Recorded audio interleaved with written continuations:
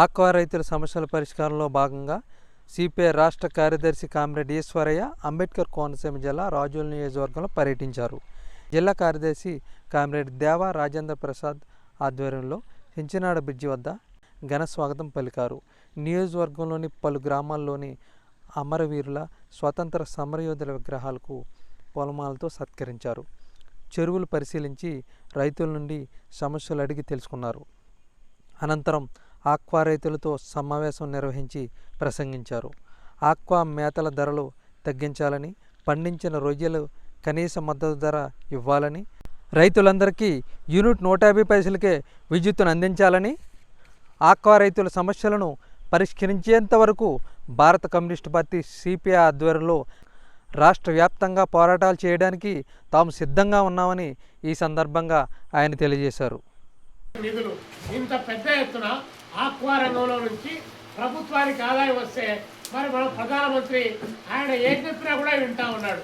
నరేంద్ర మోడీ గారికి ఏ నరేంద్ర అంటే G Huzur sir అని చెప్పి ముఖ్యమంత్రి నేను ఇది పెట్టా నీకు అంటే ఓకే సార్ అని చెప్పి పలికేటువంటి నరేంద్ర మోడీ పరిశీలన చేసి తనిఖీ చేసేటువంటి యంత్రాంగం కూడా లేకపోవడం ద్వారా ఈరోజు రైతుకు నష్టం జరుగుతుంది.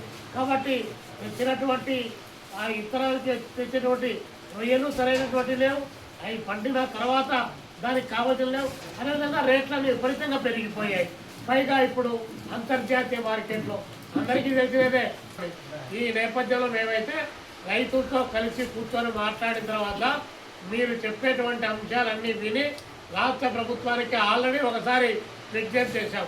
రెండోసారి ఫీల్డ్కి వచ్చి ఫీల్డ్లో ఉన్నటువంటి రైతులందరినీ కలిసి మళ్ళీ ఒకసారి మన పశ్చిమ గోదావరి జిల్లా, డాక్టర్ బిఆర్ అంబేద్కర్ కోనసీమ జిల్లా, కాకినాడ జిల్లాలో ఉన్నటువంటి ఆక్వా రైతాంగాన్ని అంతా ఒక చోటికి చేర్చి ఒక రాష్ట్ర సదస్సులాగా ప్లాన్ చేసి ఈ ప్రభుత్వం పైన అవినీతిగా చేర్చుకోవడానికి ఒక ప్రయత్నం చేయాలనే ఉద్దేశంతోనే ఫీల్డ్లోకి రావడం జరిగింది.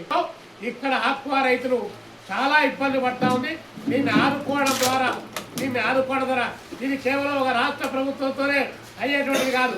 చంద్రబాబు నాయుడు గారు కేంద్ర ప్రభుత్వానికి మద్దతు ఇస్తున్నారు. పవన్ కళ్యాణ్ గారు కేంద్ర ప్రభుత్వ ఎజెండాను ముందుకు మోసుకొని పోతా ఉన్నాడు. కానీ ఈ 6 జిల్లాల్లో ఉన్నటువంటి ఈ ఆక్వా రైతులు, పక్కన ప్రకాశం, నెల్లూరు జిల్లాలో ఉన్నటువంటి ఈ ఆక్వా రైతాంగాన్ని ఆదుకోవడానికి పవన్ కళ్యాణ్ గారు కూడా మాట్లాడి దీనిపైన ప్రధానమంత్రి గారికి నివేదించి ఈ ఆక్వా రైతులు కూడా చాలా ప్రొటెక్ట్ చేసే పద్ధతిలో మద్దతు ధర వచ్చేటట్టు కనీసం దీన్ని ఆదుకోకపోతే నష్టం జరుగుతుంది. పైగా ఇన్ని వైట్ గట్ అనేటువంటి వైరస్ ఒకవైపున డీజిల్ రేట్లు విపరీతంగా పెరిగిపోతూ ఉన్నాయి.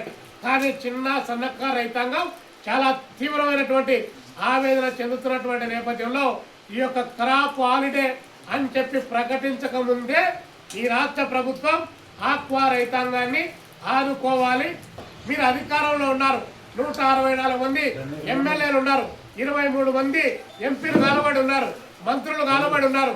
మీరే కింద మీరే పైన మీరే, మీ బుల్డోజర్ గవర్నమెంట్ 2 మీరే గవర్నమెంట్. కాబట్టి మీ బుల్డోజర్ గవర్నమెంట్కి ఒకసారి పైన చెప్పి ఆయనకి ఎక్కే విమానం తప్ప దిగే విమానం అస్సలు గుర్తుకోవడంలే నరేంద్ర మోడీ గారికి. కాబట్టి ఆయనకు ఒక మాట చెప్పి ఇక్కడ మీదే కాబట్టి కూటమి ప్రభుత్వం ఈ రైతులను ఆదుకోకపోతే మాత్రం ఖచ్చితంగా క్రాప్ హాలిడే ప్రకటిస్తే చాలా తీవ్రంగా రాష్ట్రం నష్టపోతుంది, దేశం నష్టపోతుంది. దేశంలో మేము రైతాంగ రక్షణ కోసం మేము చాలా గొప్పగా చేస్తున్నామని చెప్పేటువంటి మాటలకు ఏమాత్రం కూడా వాల్యూ. మద్దతు ధర ఇవ్వాలి, పెరిగినటువంటి ఏదైతే ఫీడ్ ఉందో దాని ధర తగ్గించాలని చెప్పి మేము సిపిఐగా, ఆంధ్రప్రదేశ్ రైతు సంఘంగా, కౌలు రైతుల సంఘంగా మేము ముక్తకంఠంతో సంయుక్తంగా డిమాండ్ చేస్తాము.